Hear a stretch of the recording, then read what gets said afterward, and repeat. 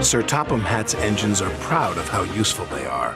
It makes them feel important, but none of them feels more important than Gordon. "Watch out," Gordon wheezed. "You'll get my paint all sooty." "Pulling freight cars is a sooty job," teased Salty, "but then you wouldn't know." "Of course not," Gordon huffed importantly. "Express engines don't pull freight cars. It wouldn't be dignified."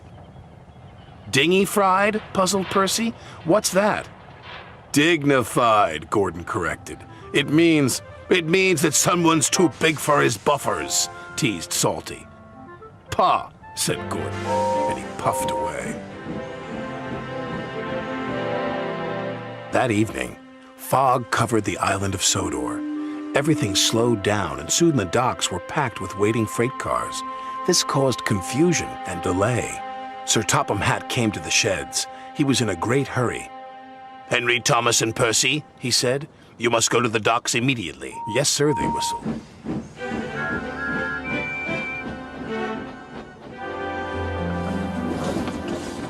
Then Sir Topham Hatt turned to the big blue engine. "You too, Gordon," he said. "I need a big engine to take the freight cars where they won't be in the way." "Freight cars?" huffed Gordon. He could not believe what he had heard. Gordon wasn't happy to be pulling freight cars. He waited impatiently while they were shunted into place. Hurry up, chuffed Gordon crossly.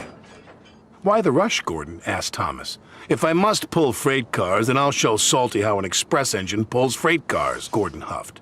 "Careful, Captain," Salty tooted. "You don't want to get too big for your buffers." But Gordon ignored Salty.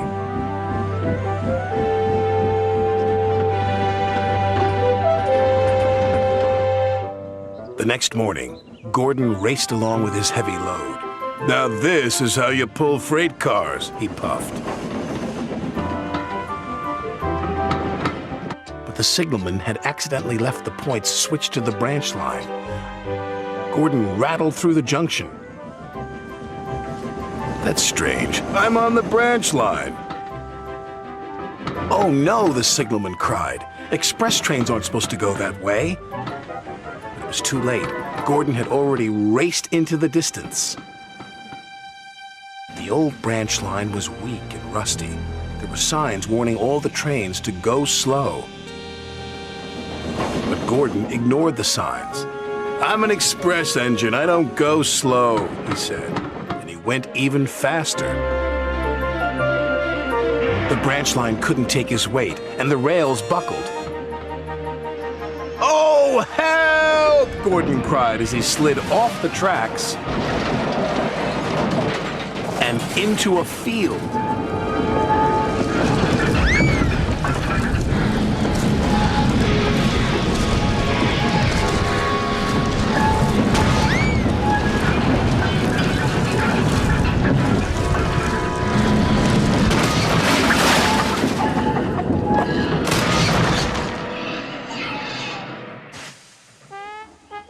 No one was hurt, but poor Gordon felt very undignified. "What will Sir Topham Hatt say?" he groaned. He found out soon enough. "Well, Gordon," said Sir Topham Hatt, "you wanted to show Salty a thing or two, and you've certainly done that. You've shown him how silly it is to ignore go-slow signs." "Sorry, sir," said Gordon, and he let out a sad wheesh of steam.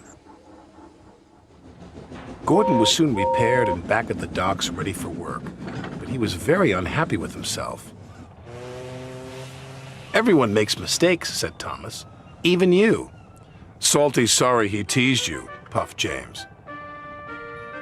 "And I'm sorry I was too big for my buffers," chuffed Gordon.